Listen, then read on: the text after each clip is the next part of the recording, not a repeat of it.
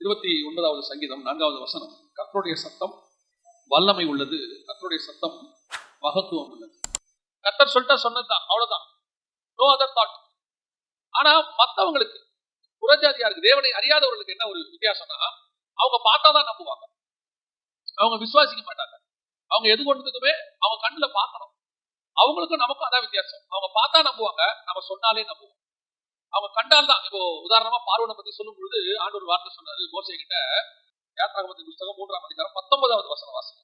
ஆனாலும் எகிப்தின் ராஜா என் கையின் வல்லமையை கண்டால் ஒழிய உங்களை போக விடான் என்று அறிவேன். பார்வோனை பத்தி எனக்கு தெரியும்பா, நீ நான் சொன்னா நம்புவேன், நீ நான் சொன்னா போவேன்.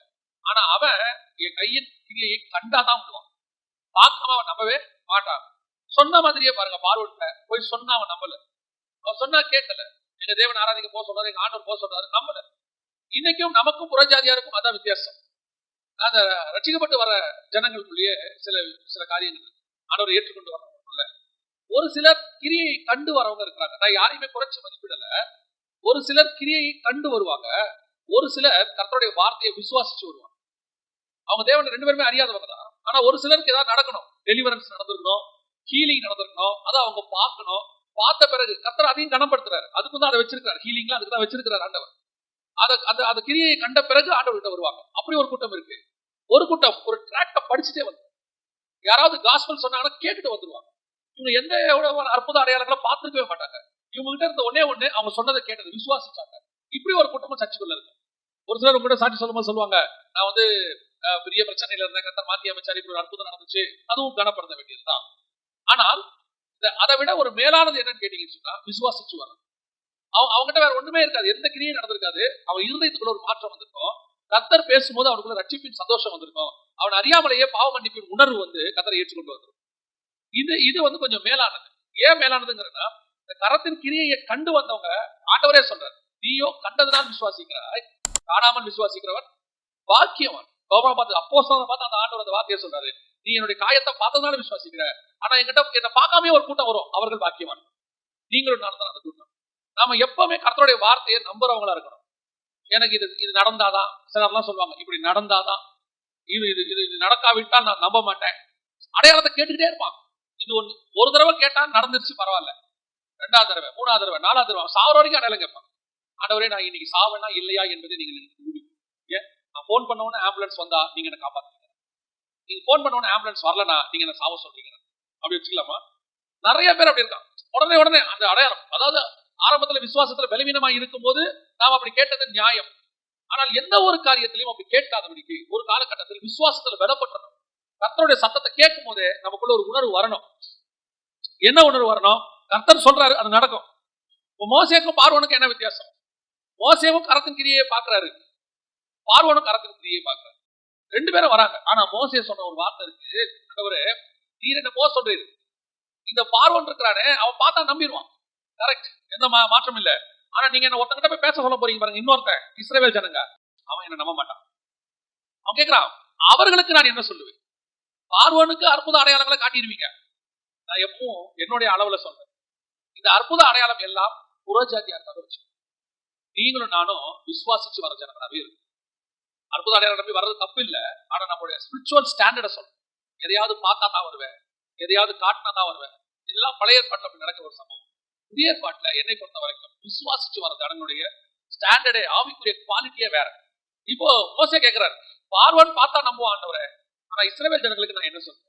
ஆண்டவர் இஸ்ரவேல் ஜனங்கிட்ட போய் சொல்லும் போது, நீ அங்கே போ, நான் உனக்கு என்ன செய்வேன்? அவர்களுக்கு ஒரு அற்புதத்தை காட்டுவேன், மண்ணை வந்து தங்கமா மாத்துவேன், கல்ல வெள்ளியா மாத்துவேன், வானத்துல ஒரு அடையாளம் காட்டுவேன். எதுவும் சொல்ல மாட்டேன், எதுவும் கிடையாது. அவங்களுக்கு நோ சைன், அவர்களுக்கு அடையாளம் கிடையாது.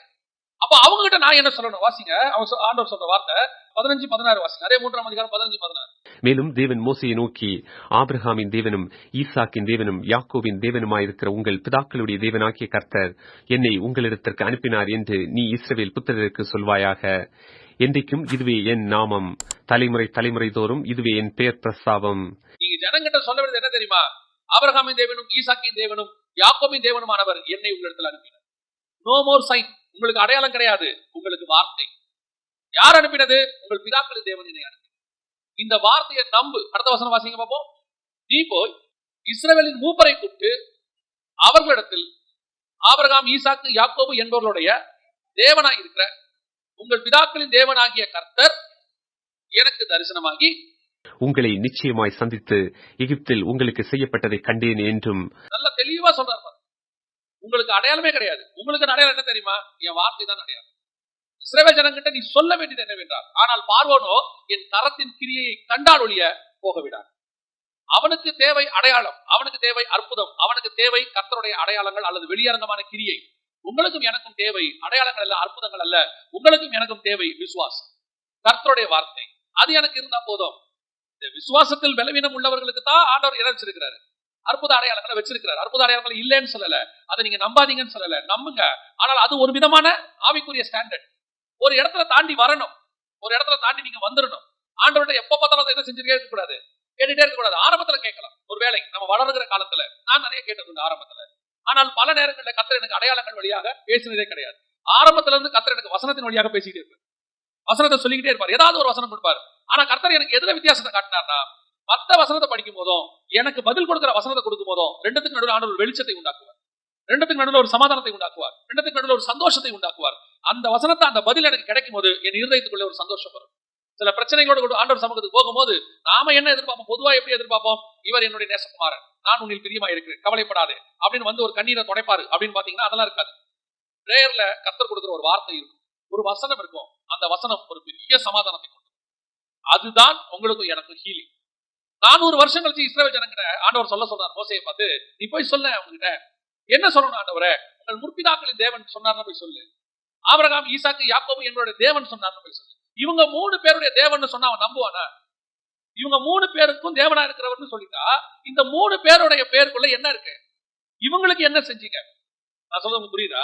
சில நேரங்கள்ல வந்து சில சொல்லி அனுப்புவாங்க. என்ன சொல்லி அனுப்புவாங்க தெரியுமா? அந்த டாக்டர்கிட்ட போங்க. உடனே நம்ம கேட்போம், எப்படிங்க என்னக்கு அவர்கிட்ட போக சொல்றீங்க? ஒரு ஆள் நல்லா கைராசிக்காரரா இப்படிலாம் ஒரு கேள்வி எல்லாம் கேட்போம். அப்ப அவங்க சொல்லுவாங்க, எனக்கு ரொம்ப உடம்பு சரியில்லாம இருக்குது, எனக்கு உங்ககிட்ட போன பிறகுதான் என்னாச்சு, சுகமாச்சு. அவங்க சொல்லுவாங்க, நான் யாரையோ பார்த்துட்டாங்க, எத்தனையோ இடத்துக்கு போயிட்டாங்க, எல்லாத்தையும் ட்ரை பண்ணிட்டாங்க, அவர்கிட்ட போனேன் சரியாச்சு, எனக்கு சுகமாக்குனவர் உனக்கு சுகமாக்குவார், நீ போ. அந்த ஆத்தென்டிகேஷன், ஒரு ப்ரூஃப். அந்த ப்ரூஃப் தான் ஆண்டவர் வந்து மோசேக்கு கொடுக்குறாரு. என்ன ப்ரூஃப் சொல்றாரு? இவங்களை விடுதலையாக்க போறோம் பார்வோன் கைக்கு. பார்வோன் கைக்கு விடுதலையாக்க முடியுமா? அவன் ஆலோட்டிகள் கைக்கு விடுதலையாக்க முடியுமா? பார்வோன் ஒரு கொடுமையான ராஜா, அவங்ககிட்ட விடுதலையாக்கவே முடியாதுங்க, ரொம்ப கஷ்டம். அவனை போய் அதுவும் யார் வந்திருக்கிறா? கொம்பு ஊனிட்டு 2 பேர் வந்திருக்கிறார். வர்ற ஆள் யாரா இருந்திருக்கணும்? பார்வோனோட பெரிய சேனையா இருந்திருக்கணும். இப்ப பார்வோனோட நேபுகாத்நேச்சார் வந்து சொல்றாரு நியாயம். வர்ற ஆளே எப்படி இருக்குது? நீங்க ஹாஸ்பிட்டலுக்கு போறீங்க, ஒரு டாக்டர் கிட்ட போறீங்க, போகும்போது அவர் தான் நமக்கு இன்னைக்கு சொங்க கொடுக்க போறாருன்னு அப்படியே நீங்க கம்பெனி குளிரிட்டு போறீங்க. உள்ள போய் பார்த்தா அவர் ட்ரிப் சேர்த்து படுத்துருந்தா எப்படி இருக்கும் இல்லையா? உள்ள போன டாக்டர் எனக்கு என்னன்னு உள்ள போனா வாங்க என்ன பார்க்க வந்தீங்களா, உட்காருங்கன்னா நமக்கு எப்படி இருக்கும்? இவரு நம்மளை விடுதலையாக்குவான்னு பார்த்தா ஆள் பார்வையே எப்படி இல்லை, சரி இல்லையா அப்படின்னு சொல்லுவோம். அந்த மாதிரி பார்வன்றது விடுதலையாக்குற ஆளு கொஞ்சம் ஸ்டவுட்டா இருந்தா பரவாயில்ல. வந்திருக்கிற ஆள் யாரு? ஆடு மேய்க்கிற ஒரு ஆளு. இன்னொரு ஆள் யாரு? Temporary appointment. இவர் பார்க்க வந்த ஒரு அப்பாயின்மெண்ட் கொடுத்து அனுப்பிச்சு விட்டுருக்காரு ஆரோன, நீங்க 2 பேரும் போங்க. இவங்க 2 பேரும் வராங்க. இப்ப மோசே கேட்கிறான், எங்களை எப்படி நம்புவாங்க அவங்க? எங்களை நம்புறதுக்கு என்ன ப்ரூஃப் அப்படின்னும் போது கர்த்தர் சொல்ற வார்த்தை, நான் ஆபிரகாமின் தேவனும் ஈசாக்கின் தேவனும் யாக்கோபின் தேவனுமா இருக்கிறவர் போய் சொன்னேன்னு போய் சொல்லு. இந்த 3 பேரை போய் நீ சொல்லு, அவங்களுக்கு ஒண்ணு செஞ்சிருக்கிற, அந்த தேவன் அனுப்பி இருக்கிறேன்னு சொல்லு, அப்ப அவங்க நம்புவாங்க. இதுதான் அடையாளம். அப்ப எனக்கு இந்த முற்பிதாக்கள் சொல்லப்படுகிற இந்த ஆபிரகாம், ஈசாக்கு, யாக்கோபு இவங்க வந்து ஒரு எக்ஸ்ட்ரார்டினரி 3 கேரக்டர் பைபிள்ல. எக்ஸ்ட்ரார்டினரி.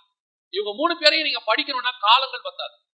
ஏன் இவங்க 3 பேரும் இவ்வளவு ஆண்டவருடைய கரத்துல இருக்காங்க? 430 வருஷம் கழிச்சு கர்த்தர் ஜனங்கிட்ட சொல்லும் போது இந்த 3 பேரை தான் சொல்றாரு. நீ போய் சொல்லு, ஆபிரகாம், ஈசாக்கு, யாக்கோபு போய் சொல்லு. நடுவுல எவ்வளவு பேர், யாரையும் சொல்ல, நீ யார போய் சொல்லு, ஆபிரகாம், ஈசாக்கு, யாக்கோபு போய் சொல்லு அப்படின்ட்டாங்க. அப்படின்னா இந்த 3 பேருக்குள்ள கர்த்தருடைய வசனம் எப்படிப்பட்டதா இருந்தது? இந்த தேவன் சொன்னாருன்னு சொன்னா அவன் நம்புவான், அந்த வார்த்தையை அவன் ஏற்றுக்கொள்வான்.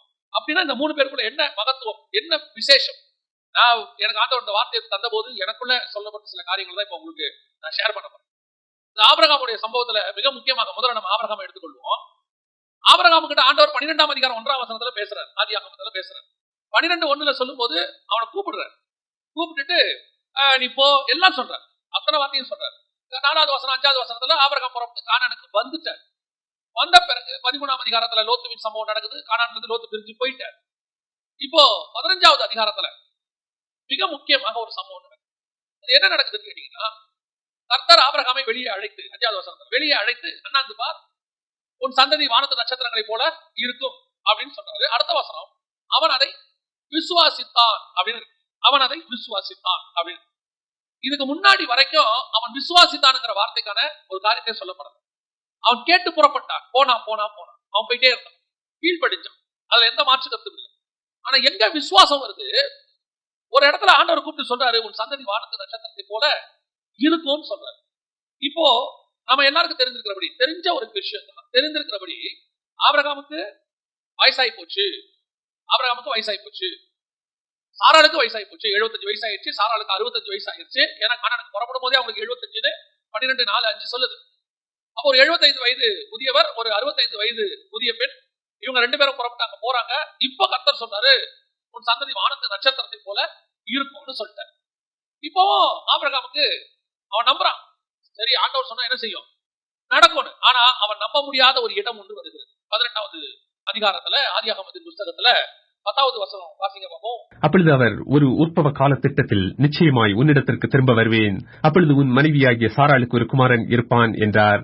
சாராள் அவருக்கு பின்புறமாய் கூடார வாசலில் இதை கேட்டுக் கொண்டிருந்தாள். நல்ல கவனிங்க, 18ஆம் அதிகாரம் வரும்போது அவனுக்கு வயசு 99.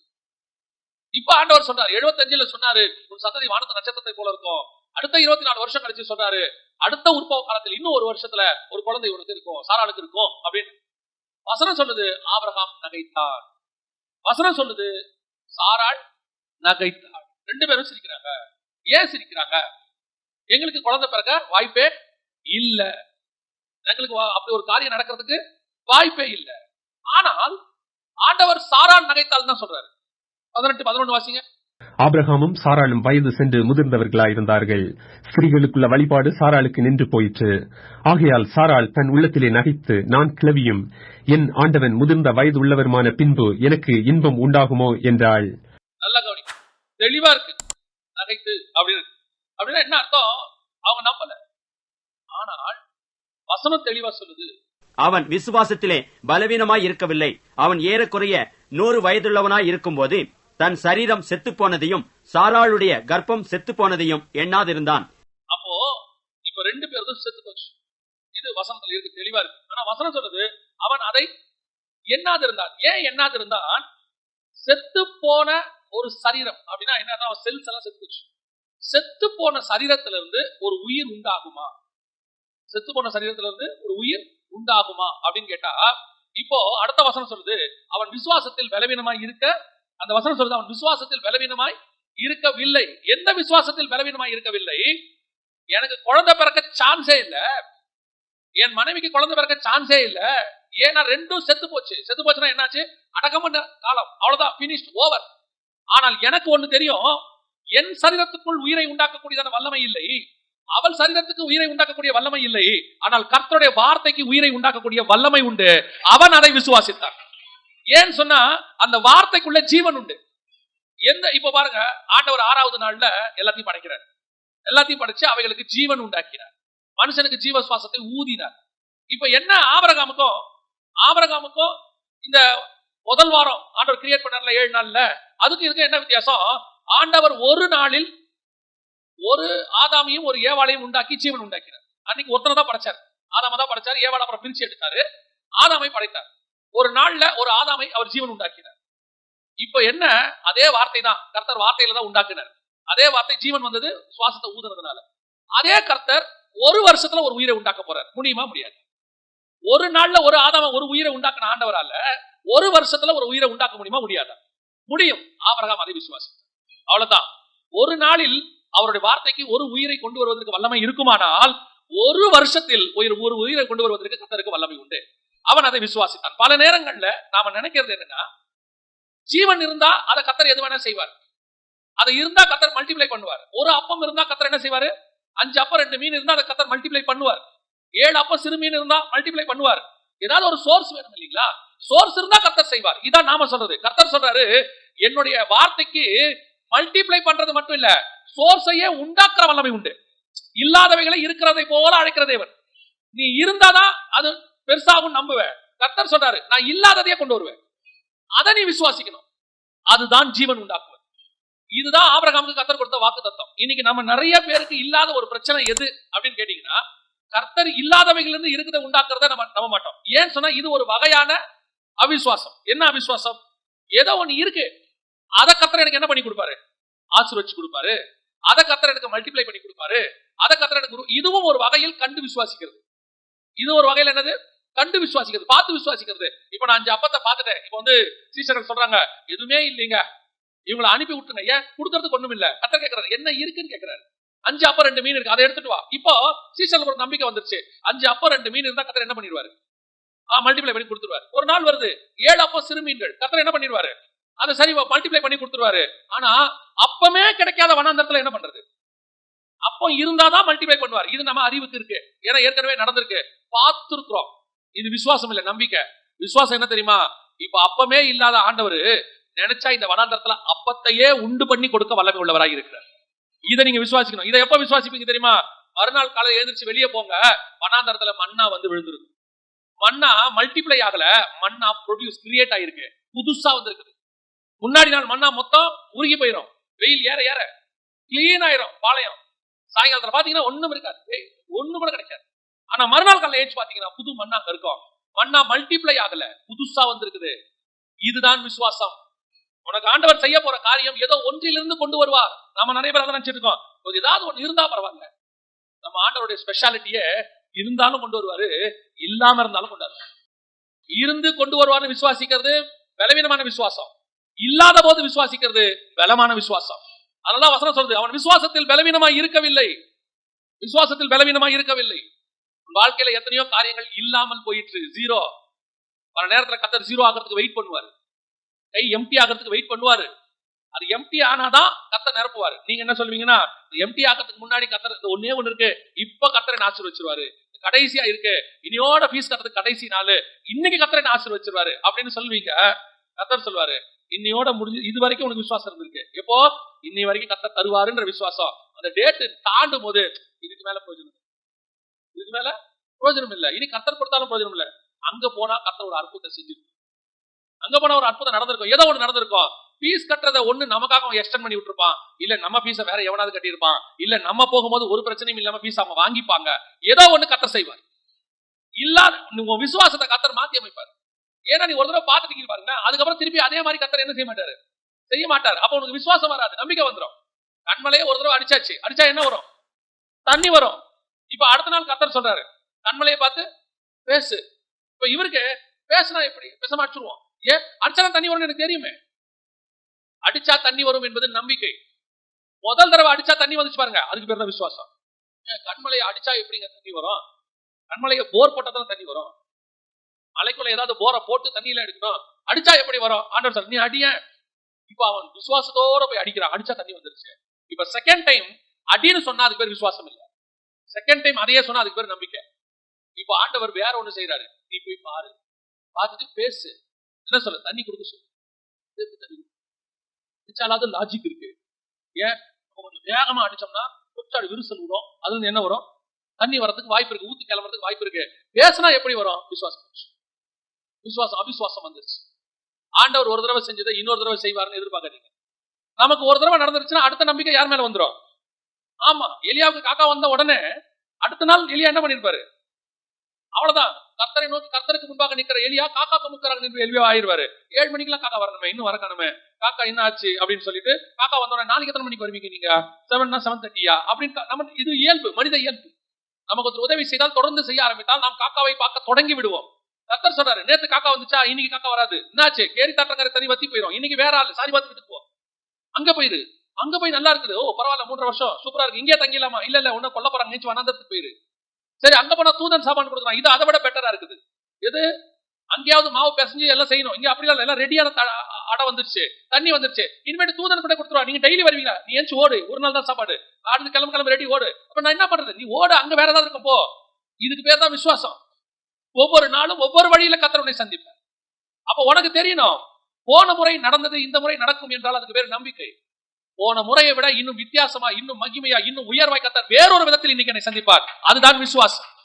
இப்ப ஆபிரகாமை பொறுத்த வரைக்கும் என்ன? 75 வயசுல ஆண்டவர் சொன்னாரு, என்னால விசுவாசிக்க முடிஞ்சிச்சு. 86 வயசுல இஸ்மவேல் பிறக்க முடிச்சான். எனக்கு ஒரு பலன் இருந்துச்சு. ஆனா 99ல கண்டிப்பா என்னால முடியாது, எனக்கு பலன் இல்லை, என் சரீரம் செத்து விட்டது. நான் செத்தாலும் பரவாயில்ல, என் மனைவி செத்து போச்சு, ரெண்டும் முடிஞ்சிச்சு. இப்ப என் விசுவாசம் என் சரீரத்தின் மேல அல்ல, ஆனால் எனக்கு ஒரு விசுவாசம் இருக்கு. எனக்கு ஒருத்தர் சொன்னாரு, அந்த வார்த்தைக்கு ஒரு வல்லமை உண்டு. அது உருவாக்குகிற வார்த்தை, கிரியை செய்கிற வார்த்தை, ஜீவனை கொடுக்கிற வார்த்தை. அந்த வார்த்தை தான் இன்னும் ஜீவனோடு கூட உனக்குள்ளும் எனக்குள்ளும் இருக்கு. எது செத்து போச்சு, எது முடிஞ்சு போச்சு, எது இல்ல, எல்லாம் க்ளோஸ். எப்பவுமே எனக்கு ஆண்டவர் சொல்லி கொடுத்தது ஒண்ணு, நான் அடிக்கடி சொல்லுவேன், கர்த்தருடைய பாதையில நடத்துற பாதையில எண்டுங்கிறது கிடையவே கிடையாது. there is no end. ஏன்னா அவர் எட்டர்னல் காட். எட்டர்னல் நித்திய கடவுள். நித்தியத்துக்கு என்ன கிடையாது, முடிவு கிடையாது. நித்தியம்னாலே முடிவில்லாத, இன்ஃபினிட்டி, முடிவில்லாததுன்னு அர்த்தம். there is no end, but there is bend. ஒரு பெண்ட் இருக்கும், பார்க்கும்போது நமக்கு எண்டு மாதிரி தெரியும். அவ்வளவுதான், முடிஞ்சு, ஓவர், இதுக்கு மேல ஒண்ணும் இல்ல, எல்லாம் க்ளோஸ் அப்படின்னு நினைக்கிற இடத்துல ஒரு பெண்டு ஒண்ணு இருக்கும். அது இங்க இருந்து பார்த்தா என்ன செய்யாது தெரியாது. சில நேரத்துல சில ரோடுக்குள்ள போயிருவீங்க, இங்க இருந்து பார்த்தா முட்டுச்சந்த மாதிரி இருக்கும், ஆனா கூகுள் மட்டும் காட்டிக்கிட்டே போகும், முன்னாடி முன்னாடி முன்னாடி போகும். என்னடா போக சொல்றதுன்னு பார்த்தா கடைசியா ஒரு லெஃப்ட் ஒண்ணு போகும், அதுல போலான்னு சொல்றோம். இந்த மாதிரி ஆண்டவர் நமக்கு நிறைய லெஃப்ட் ரைட் வச்சிருக்காரு. ஆனா நம்ம பார்வை எண்ட தான் பார்க்கணும். முடிஞ்சு போச்சு, செத்து போச்சு. ஆண்டவர் சொல்றாரு, என் வார்த்தைக்கு உருவாக்குற வல்லமை உண்டு, ஜீவன் கொடுக்கிற வல்லமை உண்டு, அதை விசுவாசின்னு ஆண்டவர் சொல்றாரு. அதை நம்பு. இல்லாதவைகளை நான் உருவாக்கி தருவேன். நீ நினைச்சிட்டு இருக்கிற இருக்கிறத மல்டிப்ளை பண்ணுவேன்னு, இதை ஆசீர்வதிப்பேன், இதை பெருக பண்ணுவேன், இதன் மூலமா கர்த்தர் செய்வாரு, இதை எடுத்து பயன்படுத்துவாரு அப்படின்னு நீ நினைக்கிற. கர்த்தர் சொல்றாரு, உங்ககிட்ட சில செத்தது இருக்குது, உன்னால தூர போடப்பட்டது இருக்குது, இது எனக்கு பிரயோஜனப்படாதுன்னு இருக்குது. அந்த பிரயோஜனப்படாததை எடுத்து நான் உனக்கு ஜீவனை கொடுத்து நான் உன்னை ஆசீர்வதிப்பேன். அதுதான் கர்த்தர் சொல்றது. 7 பேர் ஈசாயின் வீட்டில் பிரயோஜனம் உள்ளவர்கள். ஈசாயின் பார்வையிலே பிரயோஜனம் இல்லாத ஒருத்தன் வனாந்தரத்தில் இருக்கிறார். அவன்லாம் ஒரு மனுஷனாங்க, அவன் ஆடி வச்சுக்கிட்டு இருக்கான். ராஜாவாக்கிறதுக்கு அவனுக்கு என்ன கிடையாது, எந்த தகுதியும் கிடையாதுங்க. இது ஈசாய் சொன்னா பரவாயில்ல, சாமுவேல் நினைக்கிறார். ஈசாயோட முதல் பையனை பார்த்த உடனே எழுந்திருந்து அபிஷேகம் பண்ண சாமுவேல் எழுந்து போய் அபிஷேகம் பண்ண போறாரு. கர்த்தர் சொல்றாரு, உடம்ப பார்க்காத, ஆள் பார்க்கறதுக்கு எப்படி இருக்கிறான், நல்ல ராஜா மாதிரி இருக்கான் பையன். இல்ல அவன் இல்ல, உட்காரு கீழே, நீ முகத்தை பார்க்கிறாய், நானும் இருதயத்தை பார்க்கிறேன், கீழே உட்காந்துரு. பார்க்கறதுக்கு தான் பையன் ராஜா மாதிரி இருக்கிறான், பையன் லாய்க் பண்ண மாட்டான், நீ கீழே உட்காந்துரு. எல்லாத்தையும் முடிச்சாச்சு. கடைசியா வேற யாராவது இருக்காங்களா, ஒரே ஒருத்தன் ஆண்டு வச்சிருக்கான், அவனை வர சொல்லு. யோசிச்சு பாருங்க, அவ்வளவு பெரிய தீர்க்கதரிசி.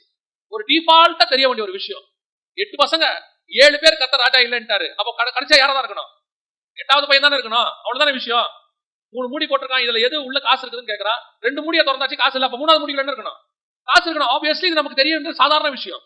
8 பசங்க 7 பேர் இல்லைன்ட்டார் ஆண்டவர். அப்ப கண்டிப்பா தாவீது வரும்போது அவன் தான் யாரா இருக்கணும். ஆனா சாமுவேல் உட்கார்ந்தே இருக்கு.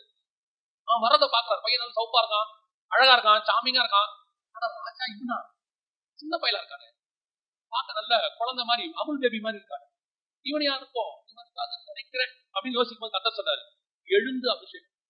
இந்த வசனம் அழகா இருக்கும், எழுந்து அபிஷேகம். அப்படின்னா என்ன, இவர் என்ன பண்ணிருக்காரு, இவருக்கு நம்பிக்கையே இல்லை. இவனா இந்த பயலா, ஆண்டவர் சொல்றாரு, அவன் தான். நீங்க எல்லாம் எவனை உதாசனப்படுத்துறீங்களோ, எவன் பிரோஜனம் இல்லை நீங்களோ, எவனால லாக்கிப்படாதீங்க, தீர்க்கதரிசி கூட இவனான்னு யோசிச்சீங்களோ, அவன் தான் ராஜா, அவனை தான் நீ அபிஷேகம் பண்ணு. கர்த்தருடைய வார்த்தை அவனை ராஜாவா மாத்திச்சு. நல்லா தெரிஞ்சுக்கொள்ளுங்க, தாவீதினுடைய வல்லமை ராஜாவாக மாறல, அந்த அபிஷேகம் கர்த்தருடைய வார்த்தை அவனை ராஜாவாய் மாற்றும். ஏன்னா அந்த வார்த்தைக்கு அப்படி ஒரு வல்லமை உண்டு. என்னைக்கு ராஜான்னு கர்த்தர் சொல்லிட்டாரோ அன்னையிலிருந்து ஆவியானவர் ஒரு அபிஷேகத்தை அவன் மேல வச்சிருவார். என்னைக்கு உன்னை ஊழியக்காரன் சொல்லிட்டாரோ அன்னையிலிருந்து மேல ஒரு ஊழியக்காரன் அபிஷேகத்தை வச்சிருவார். அந்த அபிஷேகம் நம்ம மேல இருக்கிறது நமக்கு தெரியாது. அந்த அபிஷேகத்துக்குன்னு சில வேலைகள் இருக்கு, சில கிரியைகள் நடப்பிக்கும், சில காரியங்களை செய்யும். அது பாட்டு உள்ள செஞ்சுட்டே இருக்கும், அது பாட்டு என்ன செய்யும், செஞ்சுட்டே இருக்கும். அந்த தேவன் தான் உனக்கு எனக்கு வார்த்தை கொடுத்தார். அவர் சொல்லி இருக்கிறாரு, உனக்குள் நான் சொல்ற வார்த்தை விசுவாசம் மட்டுமே. என்ன உங்களுக்கு அதுல குறைஞ்சு போச்சு? எனக்கு ஆண்டவர் சொல்லி கொடுத்த போது எனக்கு ஒண்ணுதான் சொல்லி கொடுத்தாரு. செய்வாரு, நெருப்புல தூக்கி போடுவாரு, ஒண்ணு காப்பாத்துவாரு, இல்லைன்னா சாவடிப்பாரு. காப்பாத்தினா தோத்துறோம், சாவடிச்சா மேல போகும். ரெண்டும் ஒண்ணுதான், இந்த ஒண்ணுதான். தண்ணி மேல நடந்தா அற்புதம், நடக்காட்டி மூழ்கிட்டா பரதீசி, பரலோது போயிடும், அங்க அந்த பக்கம் போயிடும். இதுவும் ஆசீர்வாதம் தான், அதுவும் ஆசீர்வாதம் தான். இருந்தாலும் ஆசீர்வாதம், போனாலும் ஆசீர்வாதம். நமக்கு என்ன நஷ்டம் இல்லை இருக்கு? விசுவாசித்தால் தேவனுடைய மகிமையை காண்பார். தைரியமா நம்பு. செத்து போனதுல இருந்து உயிரை கொண்டு வரக்கூடிய வார்த்தை உண்டு. அந்த தேவன் சொல்றார் மோசே கிட்ட, நான் சொல்றேன் போய் இஸ்ரவேல் ஜனங்களுக்கு அவர்களை அவனுக்கு ஜீவனை உண்டாக்கி வெளியே நான் கொண்டு வந்த ஒரு பையனை சாராள் கர்ப்பத்துல இருந்து அதே மாதிரி பார்வோன் கைக்கு ஒன்று விடுதலையாக்கி வெளியே கொண்டு வருவேன். அல்லேலூயா. அந்த தேவன் இன்னைக்கு நமக்கும் சொல்றார், வெளியே கொண்டு வருவார், வெளியே வருவார். இடங்கள்ல நீ செத்து போன நிலைமையில இருக்கிறீங்கன்னா அந்த நிச்சயம். 2வது, ஈசாக்கின் தேவன் என்பதற்கான என்ன ஒரு மிக முக்கியமான ஒரு சம்பவம் அப்படின்னு கேட்டீங்கன்னா 26ஆம் அதிகாரம் ஆதியாகமத்தின் புத்தகம் 12வது வசனம். ஈசாக்கு அந்த தேசத்தில் விதை விதைத்தான். கர்த்தர் அவனை ஆசீர்வதித்ததினால் அந்த வருஷத்தில் 100 மடங்கு பலனடைந்தான். நல்ல கவனி. ஈசாக்கு விதை விதைத்தான், கர்த்தர் அவனை ஆசீர்வதித்தார். இந்த வசனம் நமக்கு நல்லா தெரியும். ஆனா ஈசாக்கு விதைச்ச நிலம் இருக்குல்ல, ஈசாக்கு விதைச்ச நிலம் இது சபிக்கப்பட்டது. இது என்ன நிலம்? சபிக்கப்பட்டது. ஏன்னா பூமியே ஆண்டவர் என்ன பண்ணிட்டாரு? சபிச்சுட்டு. ஆபிரகாம் காலத்துல ஆண்டவர் என்ன சொல்லிட்டாரு? உன் நிமித்தம் பூமி சபிக்கப்பட்டிருக்கும். அதுல முள்ளு வரும், குறுக்கு வரும், எல்லாம் வரும். முள்ளும் குறுக்கும் வரும், அது பிறப்பிக்கும். சபிக்கப்பட்ட பூமி. இரண்டாவது, ஈசாக்கு விதைக்கிற காலம் இருக்குல்ல, இது என்ன காலம் தெரியுமா? 26:1 வாசிங்க. ஆபிரகாமின் நாட்களில் உண்டான பஞ்சத்தை அல்லாமல் பின்னும் ஒரு பஞ்சம் தேசத்தில் உண்டாயிற்று. பின்னும் ஒரு பஞ்சம். அப்ப என்ன காலம் அது? பஞ்சத்தின் காலம். சபிக்கப்பட்ட பூமி. கர்த்தர் சொல்றார் ஈசாக்க, நீ விதை விதை. ஆண்டவரே, இது சாபம். பூமி என்னது? சாபம். சரி, சாபத்தின் பூமியில இப்ப காலம் என்ன காலம்? பஞ்ச காலம். Extreme negative. Extreme negative. சபிக்கப்பட்ட பூமியில் பஞ்ச காலத்தில் விதை விதைச்சா 30 வரும், 60 வருமா தெரியாது. ஆனா வராம கூட போறதுக்கு வாய்ப்பு இருக்குது. ஆனா பைபிள் சொல்லுது எவ்வளவு வந்துச்சு? 100 வந்துச்சு. அதோட அர்த்தம் என்னன்னா, அவன் விதைச்ச விதையில ஒண்ணு கூட வீணா போல. ஒண்ணு கூட வீணா போகல. பொதுவா இப்ப கூட எப்பேற்பட்ட கை தேர்ந்த விவசாயி விதைச்சாலும் கொஞ்சமாவது என்ன ஆகும்? வேஸ்டேஜ். எந்த தொழில் எடுத்துக்கோங்க, எந்த தொழில் எடுத்துக்கோங்க. ஒரு டெய்லர் துணி தைச்சாருன்னா அந்த துணி என்ன ஆகும்? வேஸ்ட் ஆகும். அங்கம் கோல்டு செஞ்சாலும் அதுல என்ன இருக்குது? சேதாரம் ஒண்ணு இருக்கு. ஒரு மரத்தை கொண்டு வந்து நீங்க கட்டில செஞ்சீங்கன்னா கொஞ்சம் என்ன ஆகும்? வேஸ்ட் இல்லாம செய்யவே முடியாது. அது யார் செஞ்சாலும் முடியாது.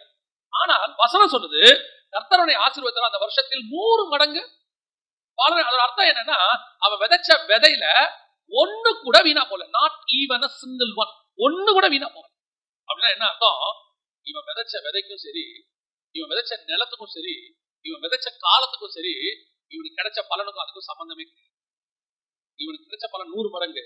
அதுக்கு அந்த லேண்டும் ஒத்துழைக்காது, இந்த காலமும் ஒத்துழைக்காது, இந்த விதையும் ஒத்துழைக்காது. ஏன்னா ப்ரொசீஜர் படி கொஞ்சமாவது என்ன ஆகணும்? 100% இவனுக்கு விதை வந்ததுன்னா கர்த்தருடைய வார்த்தையில தான் அவன் விதைச்சானே. அவன் எல்லாருடைய டேலண்ட் எல்லாம் விதைக்கல. இன்னைக்கு நிறைய பேர் இங்க தான் நம்ம மிஸ்டேக் பண்றோம். நம்மளை சுத்தி எல்லாம் நெகட்டிவ். விளைக்காது முளைக்காதுன்னு சொல்லியாச்சு.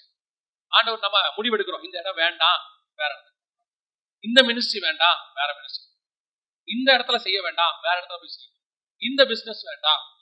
யார் எப்படி அவங்க சொன்னது எல்லாமே கரெக்டா கூட இருக்கட்டுங்க. நான் இப்ப கூட சொல்றேன், சரி அவங்க சொன்னது எல்லாமே சரியாவே இருக்கட்டும்.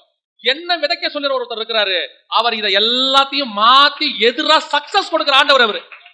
நீ சொல்லு பஞ்சத்துல விதைக்காதன்னு உலகமே சொல்லும், நான் விதைப்பேன். ஏன் என்ன விதைக்க சொன்ன ஒருத்தர் இருக்கிறார். இந்த ஊழியத்துக்கு வரும்போது எத்தனை பேர் ஊழியத்துக்கு வர வேணாம்னு சொன்னாங்க தெரியுமா உங்களுக்கு? இதே ஊழியத்துக்கு நான் வரும்போது எனக்கு தெரிஞ்சு ஒரு 4-5 பேர் என்ன வர வேணாம். இன்னும் உண்மையா சொல்லணும்னா, நான் ஊழியத்துக்கு வந்ததுல யாருக்குமே இஷ்டம் கிடையாது. எங்க வீட்டார்ல 2 பேருக்கு தான் இஷ்டம். ஒண்ணு எங்க அம்மா, இன்னொன்னு என் ஃப்ரெண்டு, என் ஆண்டவர் நடத்தின ஃப்ரெண்டு. 2 பேர் தான் நான் ஊழியத்துக்கு வந்ததை என்கரேஜ் பண்ணாங்க. அவங்க 2 பேர் தான், என் ஃப்ரெண்ட்ஸ் 2 பேரும், எங்க அம்மா 3 பேர் தான் என்கரேஜ் பண்ணாங்க. வேற யாரும் என்கரேஜ் பண்ணாங்க? அது பஞ்சம், இங்க போகாத, அதை செய்யாத, இதை பண்ணாத, இது பிராக்டிகல். நீங்க பிராக்டிகலி யோசிச்சு பாருங்க. நீ பிராக்டிகலி யோசி, நான் ஸ்பிரிச்சுவலி யோசிக்கிறேன். பிராக்டிகலுக்கும் ஸ்பிரிச்சுவாலிட்டிக்கும் என்டையர்லி டிஃபரெண்ட். பிராக்டிகல் வேறு, ஸ்பிரிச்சுவாலிட்டி. பிராக்டிகல் என்பது நேச்சுரல், இயற்கையா நடக்கிறது பேரு பிராக்டிகல். இயற்கையை மீறி நடக்கிறது பேர் தான் ஸ்பிரிச்சுவாலிட்டி. கண்ணிக்கு குழந்தை பிறக்காது என்பது பிராக்டிகல், பிறக்கும் என்பது ஸ்பிரிச்சுவாலிட்டி. தண்ணி மேல நடக்க முடியாது என்பது பிராக்டிகல், நடக்க முடியும் என்பது ஸ்பிரிச்சுவாலிட்டி. செங்கடலுக்கு நடுவில் பிளக்காது என்பது பிராக்டிகல், அதுக்கு நடுவுல நடக்க முடியும் என்பது ஸ்பிரிச்சுவாலிட்டி. செத்தவன் உயிரோட வரமாட்டான் என்பது பிராக்டிகல், செத்தவன் 3 நாள் 4 நாள் கழிச்சு உயிரோட வருவான் என்பது ஸ்பிரிச்சுவாலிட்டி. கர்த்தர் ஜீவனோடு கூட இருக்கிறார். நீ அவர் வார்த்தையை நம்பி விதை. கர்த்தர் சொல்ற, அவர் சொன்ன உன் நம்பிக்கை கர்த்தருடைய வார்த்தை மேல இருக்கட்டும், உன் இன்வெஸ்ட்மெண்ட் மேல இருக்க கூடாது.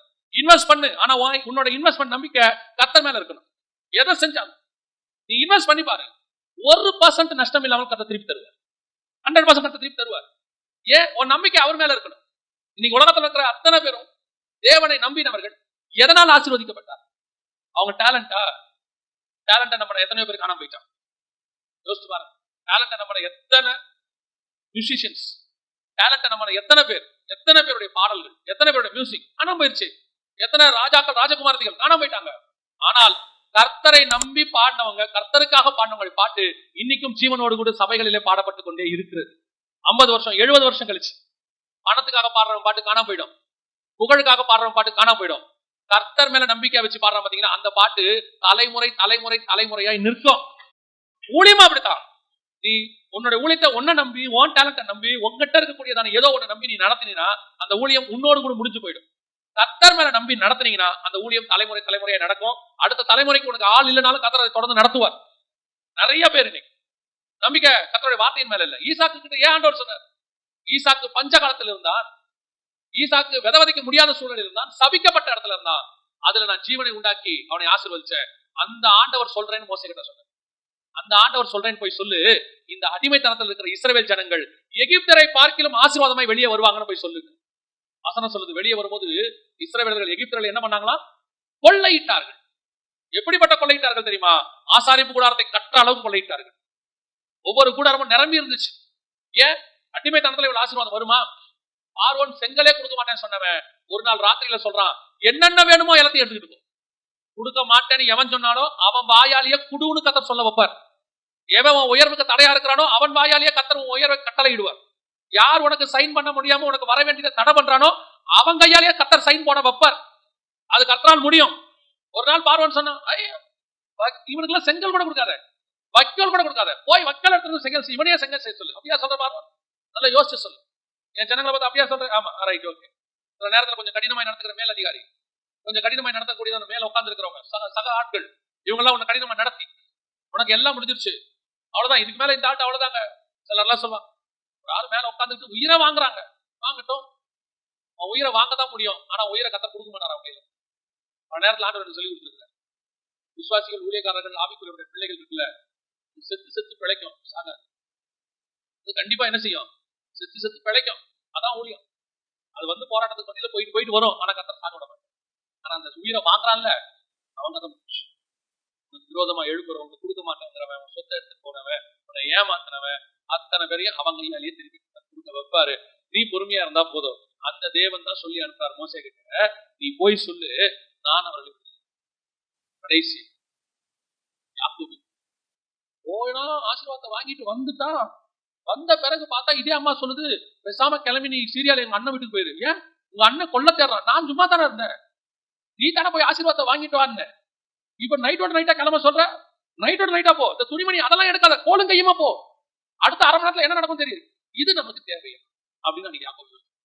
ஆசீர்வாதம் கூட கூட சம்பளத்தை குறைக்கிறான், போனஸ் குறைக்கிறான், இஎஸ்ஐ கிடையாதுங்கிறான், பிஎஃப் இல்லைங்கிறான், எதுவுமே இல்லை, அப்ரைசல் இல்லைங்கிறான். என்னடா நல்லதாடா இருக்கு போயிட்டு இருக்கு, ஏன்டா என்ன மட்டும் பண்றீங்க? டீம் லீடர் நம்மள மட்டும் தான் எதிர்ப்பான், ஏனே தெரியாது. மோசமானவனுக்கு நல்லா கொடுத்துருவான். நம்ம சோத்திரம் சோத்திரம்னா நம்மகிட்ட டென்ஷன் ஆகுறான்.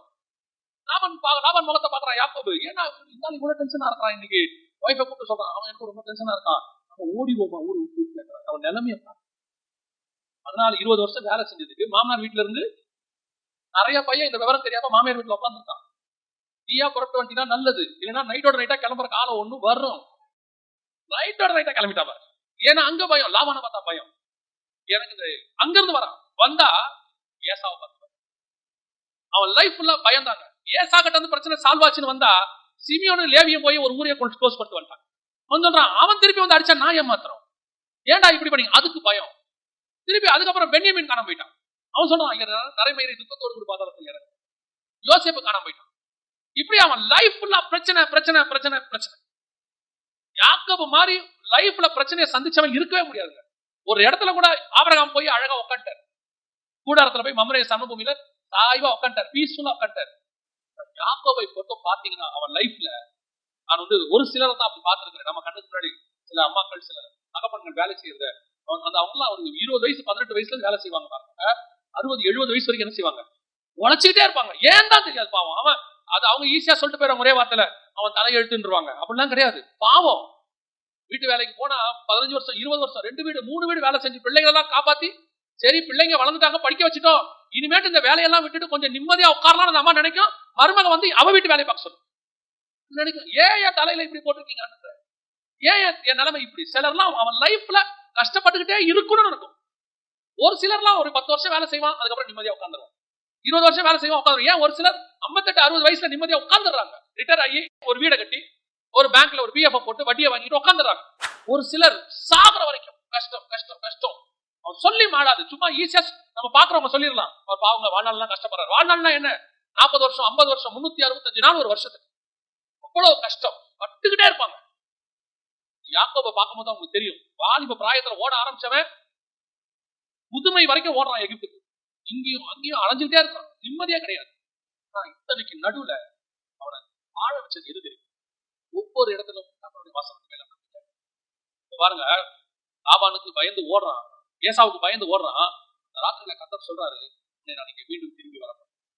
இந்த வாக்கு தத்தம், ஆமா, அந்த உபத்திரவத்து நேரத்துல கர்த்தர் உனக்கு கொடுத்த வார்த்தை தான் உன்னை காப்பாற்றும். கண்டிப்பா உனக்கு அந்த வார்த்தை உன்னை ஆறுதல் படுத்தும். ரெண்டாவது, லாபான்ட்ட போறான். லாபான்ட்ட சொல்லும் போது அந்த வார்த்தையை கவனிங்க, அந்த வசனத்தை வாசிங்க. 31:3 வாசிங்க. கர்த்தர் யாக்கோபை நோக்கி, உன் பிதாக்களுடைய தேசத்திற்கும் உன் இனத்தாரிடத்திற்கும் நீ திரும்பி போ, நான் உன்னோட கூட இருப்பேன் என்றார். நான் உன்னோடு கூட இருப்பேன் என்றார். தெளிவா 32:9, என் தகப்பனாகிய ஆபிரகாமின் தேவனும் என் தகப்பனாகிய ஈசாக்கின் தேவனுமாய் இருக்கிறவரே, உன் தேசத்துக்கு உன் இனத்தாரிடத்துக்கு திரும்பி போ, உனக்கு நன்மை செய்வேன் என்று என்னுடன் சொல்லி இருக்கிற கர்த்தாவே, வாக்கு பண்ணி இருக்கிறீங்கப்பா. ஏன் லாபானுக்கு பயந்து ஓட போறேன்? இப்போ என்ன துரத்த போறாங்க. நைட்டு 3 நாள் வசனம் சொல்றது, யாக்கோபு போய் 3 நாள் கழிச்சு யாவன் கண்டுபிடிச்சிட்டான். எங்க யாக்கோப காணோம், எங்க லேயால காணோம், எங்க ராகேல காணோம். கண்டுபிடிச்சிட்டான், துரத்துறான் பாருங்க, துரத்திட்டு வரான். யாக்கோபுக்கு தெரிஞ்சு போச்சு துரத்துறாங்க என்ன. சொல்றான், என்னை காப்பாத்துவேன்னு சொல்லிட்டு நான் இப்போ என்ன நம்பல, என் மாமனாரும் என் மச்சானும் துரத்தியும் வரான், அடிக்க வரான். திருப்பி அடிச்சு இழுத்துட்டு போவானுங்களா இல்லையான்னு எனக்கு தெரியாது. என் ஆடு மாடுகளை கூட்டிட்டு போயிருவாங்களான்னு எனக்கு தெரியாது. எனக்கு ஒரே ஒரு நம்பிக்கை தான் இருக்கு, என் தேசத்துக்கு என்ன திருப்பி கூட்டிட்டு போவேன்னு சொன்னீங்களே, நான் பாதி வழியில இருக்கிற, என்ன கூட்டிட்டு போயிருக்கு. நீங்க சொன்னதை நினைவு கூறுங்க. எப்படி ஒரு துக்கமான வார்த்தை பாருங்க. கர்த்தர் யாரு எப்பேற்பட்ட தேவன் தெரியுமா? உனக்கு வாக்கு பண்ணிட்டு அவர் ஏதோ ஒன்று சும்மா விடுற ஆண்டவர் இல்ல. ஒரு முறை ஆபிரகாம் கிட்ட அவன் சொல்றான், ஆபிரகாமின் ஈசாக்கின் தேவனமானவரே அப்படின்னு யாக்கோபு சொல்றான். அர்த்தம் என்ன தெரியுமா? ஆபிரகாம் கிட்ட செத்ததர் உயிரோட வர பண்ணீங்க, ஈசாக்கு விதை விதைக்கும் போது அவனை ஆசீர்வதிச்சீங்க. எனக்கு என்ன பண்ணுவீங்க? எனக்கு திருப்பி கூட்டிட்டு போவேன்னு சொன்னீங்களே. இப்ப கர்த்தர் வேற ஒண்ணு செய்யறாரு. என்ன செய்யறாரு தெரியுமா? வாசிங்க, 31ஆம் அதிகாரம் 29 வாசி. 31, 29. உங்களுக்கு பொல்லாப்பு செய்ய எனக்கு வல்லமை உண்டு, ஆகிலும் உங்கள் தகப்பனுடைய தேவன் நீ யாக்கோபுடைய நன்மை அன்றி தீமை ஒன்றும் பேசாதபடிக்கு எச்சரிக்கையாயிரு என்று நேற்று ராத்திரி என்னோட சொன்னார். நம்ம கூட பேசுற ஆண்டவர் மட்டும் இல்லை, தேவைப்பட்ட நம்ம எதிரியோட கூட எதிரிய க்ளோஸ் பண்ணி வச்சிருவாரு. நீ போற, என் கைய மேல கைய வச்ச, எச்சரிக்கை. வார்த்தை பாருங்க, எச்சரிக்கை. அவன்கிட்ட நன்மை மட்டும்தான் பேசணும், தீமை பேசின எச்சரிக்கை. அப்படின்னா என்ன அர்த்தம்? நீ இருக்கிற மாதிரி டைலாக் அது, பேசினே தொலைஞ்ச. அவன் யாக்கோபு, அவன் பயந்துட்டு இருக்கான் நைட்டு. ஐயோ நாளைக்கு யாவன் லாபான் வந்துருவானே, என்ன பண்ண போறோம், ஏது பண்ண போறோம். நான் உங்ககிட்ட பேசுனது, வாக்குத்தத்தம் பண்ணதெல்லாம் உண்மை, அதை நீ புடிச்சுக்கோ, அதை வச்சு ஜெபம் பண்ணு. நீ எங்கிட்ட பேசிக்கிட்டே இரு, நான் உன் எதிரிகிட்ட போய் பேசிக்கிறேன். பல நேரத்துல கர்த்தர் என்ன பண்ணுவார் தெரியுமா? நம்ம மேல அன்பா இருக்கிறதுக்கு எதிரிகிட்ட போய் பேசு, நம்ம மேல அன்பா இருக்கிறதுக்கு எதிரியை க்ளோஸ் பண்ணுவார். நம்ம ஆண்டவருடைய அன்பை நீங்க புரிஞ்சுக்கணும்னா, மல்கியா 1:2, நான் உங்களை சிநேகித்தேன் என்று கர்த்தர் சொல்லுகிறார், அதற்கு நீங்கள் எங்களை எப்படி சிநேகித்தீர் என்கிறீர்கள். கர்த்தர் சொல்லுகிறார், ஏசா யாக்கோபுக்கு சகோதரன் அல்லவோ, ஆகிலும் யாக்கோபை நான் நேசித்தேன், ஏசாவையோ நான் வெறுத்தேன். நீ எப்படி உன்னை கர்த்தர் நேசிக்கிறாருங்கிறத நீ புரிஞ்சுக்கணும்னா, எதிரிய கர்த்தர் எப்படி நடத்துறாருங்கிறத வச்சுக்கிட்டு புரிஞ்சுக்கணும். அதோட அர்த்தம் என்ன அப்படின்னு கேட்டீங்கன்னா, பல நேரங்களில கர்த்தர் நம்மை நேசிக்கிறத நமக்கு காட்டுறதுக்கு நம்ம எதிரி மூலமா ப்ரூவ் பண்ணுவோம். எதிரி வழியாக கர்த்தர் காட்டுறாரு. இங்க சொல்றார் ஆண்டவர், யாக்கோபு பயந்துகிட்டு இருக்கான், யாக்கோபு வேதனைப்பட்டுக்கிட்டு இருக்கான். கர்த்தர் சொல்றாரு ஏசாவை பார்த்து, நீ போய் என்ன செய்யக்கூடாது, அவங்ககிட்ட நன்மை அன்றி தீமை ஒன்றும் பேசாதபடிக்கு. கர்த்தர் செய்யற மிக முக்கியமான ஒரு சம்பவம். பல நேரங்கள்ல அதே மாதிரி பாருங்க, யாக்கோபு லாபான் போயிட்டான், நீங்க ராத்திரி யாக்கோபு வரான், இந்தா மறுநாள் ஏசாவை பார்க்கணும். யாக்கோபுடைய மூளை வேலை செய்யுது, எல்லாத்தையும் கொடுத்தா அனுப்புறான் பாட்டு பாட்டா ஏசாவுக்கு. இதை கொடுத்தா சரியாயிரும், அதை கொடுத்தா சரியாயிரும், லட்சத்தை கொடுத்தா சரியாயிரும், அவரை பார்த்து கவர் கொடுத்தா சரியாயிரும், இவரை பார்த்து. ஆனா ஒன்னும் சரியாவது, ஒன்னும் தெரியாது. நிறைய பேர் இந்த கவர் கொடுத்து ஏமாந்தவங்க இருக்காங்க, நிறைய பேர் லஞ்சம் கொடுத்து ஏமாந்தவங்க இருக்காங்க.